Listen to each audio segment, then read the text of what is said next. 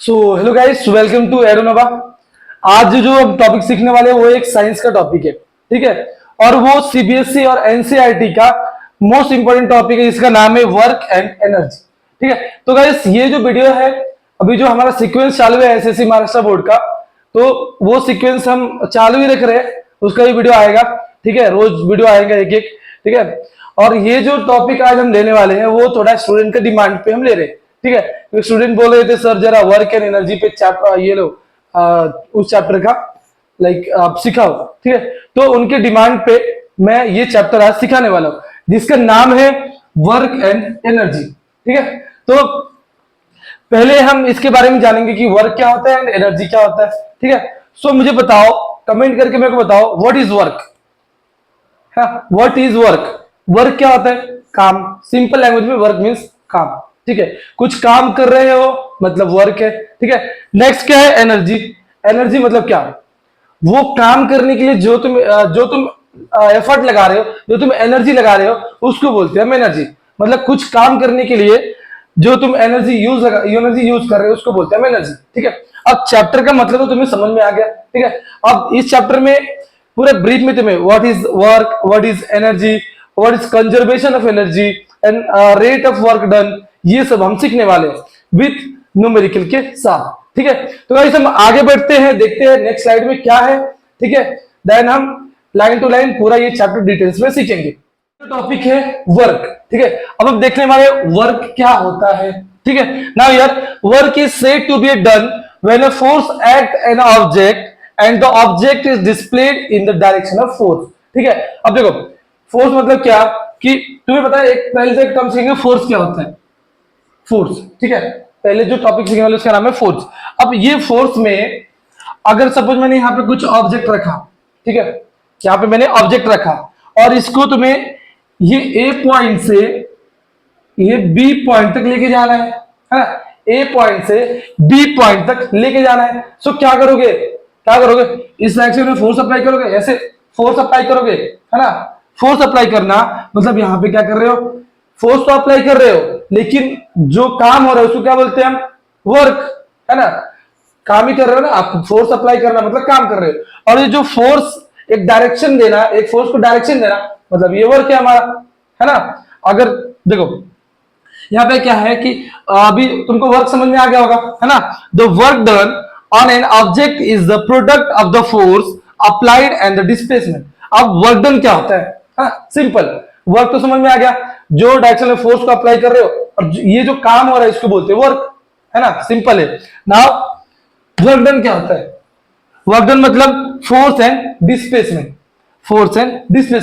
Product of force and displacement. अब देखो simply language में इसको समझेंगे, ठीक है। नाउ हियर फोर्स, अब ये जो ऑब्जेक्ट है इसको तुमने फोर्स अप्लाई किया, मतलब यहाँ पे वर्क हो रहा है ना। अभी वर्क डन क्या होता है ये हम समझ रहे हैं। तो फोर्स अप्लाई किया तो ये जो ऑब्जेक्ट है ए बी के पास जा रहा है ना। ए ऑब्जेक्ट बी के पास जा रहा है तो क्या होगा, इसका डिस्प्लेसमेंट भी तो इंक्रीज हो रहा है, यहाँ पे डिस्प्लेसमेंट भी तो आ रहा है ना। और ये जो डिस्प्लेसमेंट है इसको हम डिनोट करेंगे यस, साइन ऑफ यस से, ठीक है। साइन ऑफ यस से डिनोट करेंगे एंड फोर्स को हम एफ से डिनोट करेंगे, समझा। अब देखो वर्क डन मतलब सिंपल लैंग्वेज में तुमको समझ में आ गया। जिस अभी फोर्स अप्लाई कर रहे हो तो फोर्स एंड ए पॉइंट से बी पॉइंट तक ये जो ऑब्जेक्ट आया, यहाँ पे डिस्प्लेसमेंट भी फॉर्म हुआ, है ना। डिस्प्लेसमेंट भी फॉर्म हुआ, इसका मतलब इसे हम बोलेंगे वर्क डन हो रहा है ना। जिसमें force, product of force and displacement is the work done, है ना। सिंपल लैंग्वेज में अगर हमने यहाँ पे देखा, सिंपल लैंग्वेज में W is equal to F into S, ठीक है। ये हमारा वर्क डन को और फोर्स एंड डिस्प्लेसमेंट को ऐसे डिनोट करते हैं, ठीक है। Now unit of work is joule, ठीक है। अब कहीं भी अगर वर्क का प्रॉब्लम सॉल्व कर रहे हो, अगर उसका यूनिट लिखना है तो क्या लिखोगे? जूल। और जूल को हम डिनोट करते हैं जे से, ठीक है। जूल को हम डिनोट करते हैं जे से, तो यूनिट क्या हो गया वर्क का? Joule. Now if F is the 1 Newton, ये बहुत इंपॉर्टेंट है, अगर फोर्स 1 न्यूटन है एंड डिस्प्लेसमेंट भी 1 मीटर है, फोर्स देखो ध्यान से समझो, फोर्स 1 न्यूटन का लगा रहे हो एंड डिस्प्लेसमेंट भी 1 मीटर का हुआ, तो यहाँ पे कितना वर्क डन होगा? 1 जूल ही होगा, ठीक है, 1 जूल का ही वर्क डन होगा। ठीक है, जैसे देख लो ये फॉर्मूला है W is equal to F into S, W is equal to F into S. यहाँ पे फोर्स कितना अप्लाई किया, 1 न्यूटन का, है ना। एंड डिस्प्लेसमेंट, एस मतलब डिस्प्लेसमेंट, डिस्प्लेसमेंट कितना दिया, 1 न्यूटन दिया ना, सॉरी 1 मीटर दिया। तो ना मल्टीप्लाई 1 न्यूटन इंटू 1 मीटर, कितना हो जाएगा, 1 इंटू 1 1 जूल, मतलब वर्क डन कितना मिला, 1 जूल, है ना। समझा, सिंपल था। ठीक है, अभी हम देखते हैं नेक्स्ट कंसेप्ट क्या है इसका। ठीक है, अभी आपको आई होप कि आपको वर्क का पूरा कंसेप्ट समझ में आ गया, यूनिट समझा, फॉर्मूला समझा एंड डेफिनेशन आपको समझ में आ गया। वर्क डन क्या होता है इस स्लाइड से आपको इजीली समझ में आ गया। ठीक है, अगर इसके नोट्स लेना है तो स्क्रीनशॉट ले सकते हो अभी। ओके, अभी देखते हैं नेक्स्ट कंसेप्ट, एक example of how to find work done. ठीक है, तो ये एग्जांपल में क्या बोला है, a porter lifts a luggage of 50 kg, मतलब इसमें मास कितना दिया, 50 केजी। तो पहले हम गिवन लिखते हैं, मास को m से डिनोट करेंगे और आंसर इज 50 केजी, यहाँ पे गिवन हो गया पहले का। ठीक है, next is the from the ground and put it on the his head 1.5 mm। अब ग्राउंड टू इट्स हेड कितना हो रहा है, इसका डिस्प्लेसमेंट 1.5 mm, मतलब उसका डिस्टेंस मतलब displacement, displacement is equal to 1.5 m। Now एक और है, ग्रेविटी इज इक्वल टू, तुम्हें क्या करना है, 10 लेना है, ग्रेविटी इज इक्वल टू 10 लेना है। ठीक है, देन अभी तुमको पता है फोर्स का फॉर्मूला क्या होता है, फोर्स का फॉर्मूला पता है ना, तो what is the formula of force, force is equal to mass into acceleration, और हम इसको कभी कभी मास इनटू ग्रेविटी भी हम लेते हैं। ठीक है, तो नाउ अभी हम क्या करेंगे, वर्क डन का फॉर्मूला लिखेंगे। ओके, इतना आपको गिवन का फॉर्मूला गिवन ये करना होगा तो आप ले लो स्क्रीनशॉट, देन हम आगे बढ़ते हैं। ठीक है, तो इसका यूनिट क्या होता है, मीटर सेकेंड। ठीक है, क्योंकि वो ग्रेविटी है। Now here work done is equal to, what is the formula of work done, force into displacement. Now force के प्लेस में क्या लिख सकते हो, m इंटू जी, है ना, m इंटू जी लिख सकते हो ना। नाउ डिस्प्लेसमेंट इज s, अब m कितना है 15 and gravity is 10 and s is 1.5। Now अभी एक कैलकुलेशन में देखो, मैं इतना रफ करता हूं, नहीं कैलकुलेशन देखो, 15 इंटू 10 150 इंटू 1.5। नाउ 10 कट किया तो ये क्या हो जाएगा, 15 हो जाएगा ना, 15 हो जाएगा। ओके, नाउ 15 इंटू 15 इज 225, और वर्क डन का यूनिट क्या है, जूल। तो ये रहा हमारा फाइनल आंसर। ठीक है, समझा न्यूमेरिकल, इजी था, कुछ हार्ड नहीं था इसमें। अभी हम देखते हैं नेक्स्ट कंसेप्ट क्या है हमारा। ठीक है, उसके बारे में हम बात करेंगे। क्या है एनर्जी। ठीक है, हमने पहले क्या देखा, वर्क के बारे में देखा, अभी हम एनर्जी के बारे में डिटेल्स में देखेंगे। अभी एनर्जी के बारे में तुमको बताया था मैंने क्या होता है, लेकिन यहाँ पे हम डिटेल्स में देखेंगे। नाउ यहाँ पे जो स्लाइड में लिखा है, the energy of the of an object is its capacity for doing a work. कुछ काम करने की कैपेसिटी मतलब एनर्जी, है ना। अब एक कुछ काम, जैसे तुमको तुम्हारा होता है ना, मम्मी वगैरह काम देती है घर में कि जा बेटा ये ऊपर छत से क्या कपड़े लेके आ जा, बोलते हैं ना, तो फिर वो काम करने का कैपेसिटी मींस एनर्जी। अब वो काम करने का कैपेसिटी नहीं है तुम्हारे पास, मतलब तुम्हारे पास एनर्जी नहीं है ना। फिर देखो क्या करेगी मम्मी तुम्हारी, 2 ऐसे झाड़ू देगी, फिर तुम जाओ खुद लेने के लिए, है ना, करेगी ना। चलो ठीक है, ये तो जोक हो गया पार्ट, बट तुमको समझाना क्या होता है एनर्जी, कि अगर तुम्हें यहां से नीचे से टेरेस पे जाना है तो तुम्हें वो जो कैपेसिटी यूज हो रहा है, मतलब चलने का जो लाइक तुम चल रहे हो, स्टेप चल रहे हो, तो वहां पे क्या फॉर्म हो रहा है, एनर्जी फॉर्म हो रहा है, मतलब एनर्जी है वहां पे, है ना। तो कुछ काम करने के लिए, कुछ वर्क, डूइंग अ वर्क, वहां पे क्या फॉर्म होता है, एनर्जी। ठीक है, next, the unit of energy is same as that work. अब जो वर्क का क्या था, यूनिट जूल था, तो यहाँ पे एनर्जी का भी यूनिट क्या रहेगा, जूल ही रहेगा। ठीक है, दोनों का सेम है। Now 1 joule is the energy required to do 1 joule of work. अब 1 जूल का रहेगा energy required to 1 joule of work, ये तुमको समझ में आया। ठीक है, नेक्स्ट, अगर ये बहुत इंपॉर्टेंट है, ये कन्वर्जन बहुत इंपॉर्टेंट है। अगर 1000 जूल होगा, 1000 जूल होगा, तो उसमें 1 किलो जूल रहता है। ठीक है, 1 किलो जूल रहता है। जैसे तुम लिखते हो ना 1 kilometre is equal to 1000 metre, वैसे ही 1000 जूल में कितने किलो जूल रहता है, 1 किलो जूल रहता है। जैसे बोला 10,000 जूल मतलब कितने किलो जूल, तो 10। ठीक है, समझा, सिंपल है। ठीक है, there are different form of energy, different different form of energy है हमारे पास। They are heat energy, heat energy भी होता है एक, ठीक है, लाइट एनर्जी भी होता है, इलेक्ट्रिकल एनर्जी भी होता है, केमिकल एनर्जी भी होता है, एंड मैकेनिकल एनर्जी भी होता है यार। Potential energy plus kinetic energy, देखो अब इतने सारे एनर्जी है, बट तुम्हें नाइन्थ क्लास में हो, नाइन्थ क्लास में तुम्हें मेन फोकस करना है kinetic energy and potential energy. ठीक है, बहुत इजी टॉपिक है, हम ऐसे ही इजीली उसको सॉल्व करेंगे। ठीक है, now what is kinetic energy, देखो सिंपली अगर मैं तुमको समझाऊं कि व्हाट इज काइनेटिक एनर्जी, तो जो काम को पॉज करने के लिए, जैसे कि मोशन, कुछ काम, जैसे गाड़ी है वो स्पीड में जा रहा है, ठीक है, उसका मोशन हो रहा है, ठीक है, मोशन पोज कर रहा है, ठीक है, मोशन क्या कर रहा है, पोज कर रहा है, उसको बोलते हैं काइनेटिक एनर्जी। और पोटेंशियल एनर्जी किसको बोलते हैं, जिसमें शेप एंड साइज पे डिपेंड रहता है। Potential energy shape and size पे डिपेंड रहता है। ठीक है, तो पहले हम काइनेटिक एनर्जी देखते हैं होता क्या है।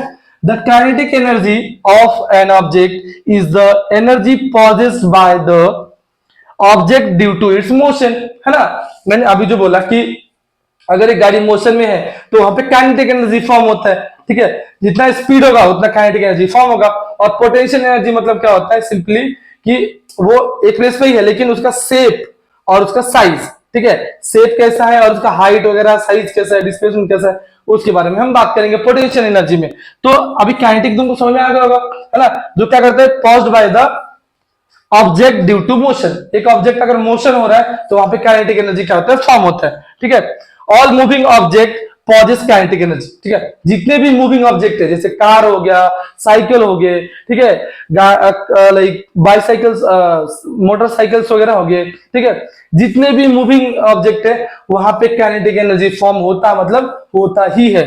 ठीक है, अब फॉलिंग कोकोनट, एक कोकोनट ऐसे ट्री से नीचे फॉल हो रहा है, ट्री से क्या हो रहा है, फॉल हो रहा है, तो फॉल होना मतलब कि वहां पे एक मोशन हो रहा है, मोशन हो रहा है मतलब काइनेटिक एनर्जी। ठीक है, नेक्स्ट स्पीडिंग कार, कोई कार स्पीड में है, जैसे बोला मैंने स्पीड में है, तो वहां पे क्या होता है कि काइनेटिक एनर्जी फॉर्म होता है। ठीक है, तो बाकी तुम अगर तुमको ये नहीं समझा तो कमेंट वगैरह कर दो, अगर समझ में आएगा तो बढ़िया है।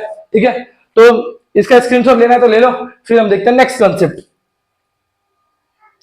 The kinetic energy possessed by an object of a mass m, मतलब जो काइनेटिक एनर्जी, जो मास है, ठीक है, उसको हम m से डिनोट करेंगे, and moving with uniform velocity v। ठीक है, अब मूव हो रहा है मतलब वेलोसिटी होगा, ठीक है, मूव हो रहा है मतलब वेलोसिटी होगा। What is the formula velocity, बताओ ना, it is the ratio of displacement upon time, मतलब d अपॉन t, और d को हम s अपॉन t को सेकंड में ले सकते हैं, लाइक यहाँ पर नोटेशन नहीं आएगा, फॉर्मूला में लिखा d अपॉन t, समझा इतना। ठीक है, नाउ उसका जो मास रहेगा उसको m से डिनोट करेंगे एंड वेलोसिटी को v से डिनोट करेंगे। ठीक है, now what is the formula of kinetic energy, so kinetic energy is equal to half into m into v square. Now here k, e k means kinetic energy, okay, and half, m मतलब mass, v मतलब velocity का square. It is the formula of kinetic energy. ठीक है, now once more I repeat, kinetic energy is equal to half into mv square, it is the formula of kinetic energy, समझा। ठीक है, next देखते हैं example 1, then आपको अच्छे से क्लियर हो जाएगा क्या होता है kinetic energy. Now an object of a mass 15 kg, एक ऑब्जेक्ट जिसका मास है 15 kg is moving with the uniform velocity 4 metre पर सेकेंड। मूव हो रहा है, कार मूविंग हो रहा है मतलब काइनेटिक एनर्जी। ठीक है, अब न्यूमेरिकल में मूविंग शब्द है, ऐसे मूविंग वर्ड्स है, तो तुम समझ जाओ कि यहाँ पे क्या है, काइनेटिक एनर्जी है। ठीक है, नाउ वेलोसिटी कितना है, 4 मीटर सेकेंड, 4 मीटर पर सेकेंड। ठीक है, now what is the kinetic energy possessed by the object, simple question है, क्या निकालना है, काइनेटिक एनर्जी तुमको निकालना है ना। Now here what is given, mass दिया है m इज 15 kg, velocity is 4 meter per second. Okay, now formula is kinetic energy is equal to E is equal to half into mv k square, simple है। now put the values of m and v here, यहाँ पे क्या किया कि half लिया and m की value क्या थी 50 kg और इसका v की वैल्यू क्या था 4, मतलब 4 into 4 है, 4 स्क्वायर तो 4 into 4। नाउ इसको सॉल्व करो, सॉल्व करने पे आंसर आएगा 120। और एनर्जी, काइनेटिक एनर्जी, देखो एनर्जी का मैंने क्या बोला था यूनिट, जूल। एनर्जी का यूनिट क्या होता है? जूल। तो यहाँ पे काइनेटिक एनर्जी का भी यूनिट क्या रहेगा? जूल रहेगा। So it is the kinetic energy 120 joule paused by the object. ठीक है, समझा? सिंपल सा न्यूमेरिकल, कुछ नहीं है इस डेफिनेशन में। अभी हम देखते हैं नेक्स्ट पोटेंशियल एनर्जी के बारे में। ठीक है, तो next concept is potential energy. Now the potential energy of object is the energy possessed by the object due to the position of shape. कैसे पॉज होता है? जैसे मैंने बताया, पॉजेस्ट होता है कब? जब उसका शेप एंड साइज पे बात करेंगे तो पोटेंशियल एनर्जी क्या होता है? फॉर्म होता है। यहाँ पे कुछ मूविंग वगैरह कुछ नहीं है, स्पीड वगैरह कुछ नहीं है। ठीक है, यहाँ पे केवल बात करेंगे हम shape and position and shape. ठीक है, नाउ एक एग्जांपल है यहाँ पे, if rubber band is stretched, एक रबर बैंड को क्या कर रहे हो? स्ट्रेच कर रहे हो। ठीक है, एंड देन रिलीज्ड, उसको फिर रिलीज कर रहे हो, it remain its original position. तुमको पता है, आया शेप उसका, नहीं क्या पोजीशन क्या क्या हमने चेंज किया उसका, और फिर क्या हो रहा है? उसका शेप वैसे ही हो जा रहा है जैसे पहले था, है ना? When the rubber band is stretched, energy is transferred to it and is stored as a potential energy. समझा? जैसे तुम स्ट्रेच कर रहे हो तो क्या हो रहा है? उसका पोजीशन चेंज हो रहा है। यहाँ पे ए और बी है, इसको स्ट्रेच किया तो ए यहाँ पे आ गया, बी यहाँ पे आया, फिर उसको रिलीज कर रहे हो, छोड़ रहे हो, तो वापस वो अपने प्लेस पे आ गया। उसको बोलते हैं हम potential energy. Now here if you wind the key of the toy car and place it on the ground, ठीक है, it's move. Okay, here when we wind the key of the car, energy is transferred to the spring inside the stored as a potential energy. तुमको पता है भाई। ठीक है, अभी देखते हैं नेक्स्ट इसका एग्जांपल के बाद, इस एग्जांपल में बात करेंगे, देन न्यूमेरिकल के बारे में बात करेंगे। ठीक है, यहाँ पे क्या है? Potential energy of the object at the height. अगर हाइट मतलब कि तुमको पता है शेप एंड पोजीशन देखने वाले, हाइट। ठीक है, now when the object is rise to a height, एक ऑब्जेक्ट को rise to height, it energy increase because work is done on the against gravity. ठीक है, सिंपल है। The energy present in such as object is called gravitational potential energy. ठीक है, now यार अगर हम फॉर्मूले के बारे में अगर बात करते हैं पोटेंशियल एनर्जी के बारे में, तो ये क्या होता है कि work is equal, W is equal force into height. अब तुमने राइज किया ना हाइट को, तो हाइट के बारे में बात करेंगे, force into height. Now what is force? M into g, अभी तो हमने बात किया, M into g into H means work क्या हुआ? mgh, और इसको हम बोलते हैं पोटेंशियल एनर्जी। ठीक है, तो potential energy is equal to M into g into h. Okay, mgh is the formula of potential energy, और इसका यूनिट क्या होता है? Always in joule. ठीक है, now here one numerical is given, find the energy possessed by the object of a mass is 10 kg।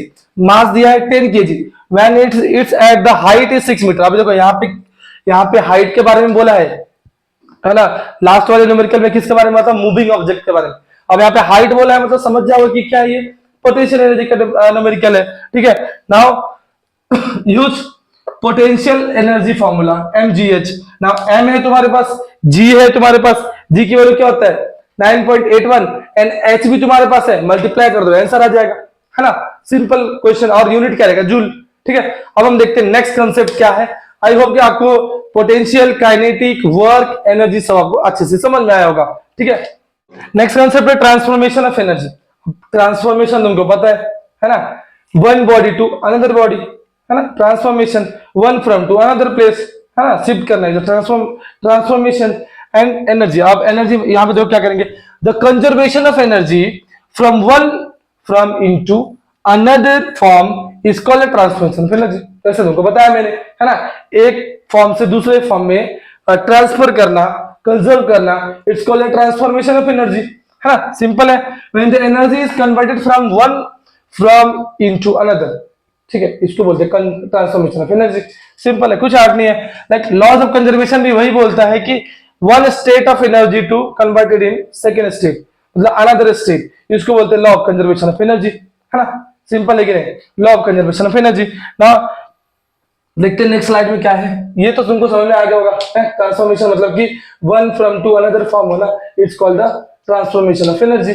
Okay, next topic is rate of doing work. ठीक है, अब देखो सिंपल सा तुमको एक बात बताऊंगा कि रेट ऑफ डूइंग वर्क, कुछ काम कर रहे हो, ठीक है, तो पावर इज इंपॉर्टेंट। कुछ काम कर रहे हो तो पावर इज इंपॉर्टेंट।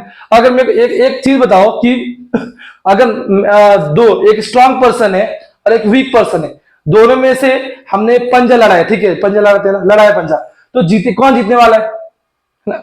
जो स्ट्रांग मैन होगा वही जीतेगा, ठीक है। और कम टाइम किसको लगेगा उसको हराने के लिए? जो स्ट्रांग है उसको कम टाइम लगने वाला है, लेस टाइम लगने वाला है। तो इसमें वही कंसेप्ट है, जैसे कि तुम गाड़ी वगैरह तुम प्लान करते हो, घर पे लेते हो, ठीक है, कार वगैरह, तो क्या सोचते हो कि दो गाड़ी निकालते हो, एक वीक होता है और एक क्या होता है, हाई रहता है।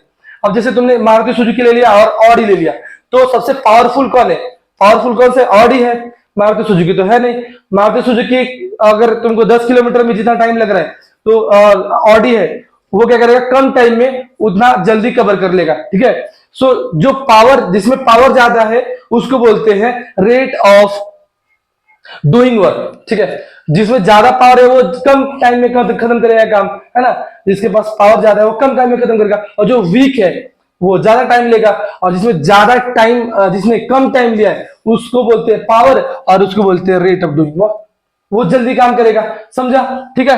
अब यहाँ पे देखो, power is the rate of doing work, power is the rate of doing work. अब पावर ही उसको बोलते हैं रेट ऑफ डूइंग वर्क को।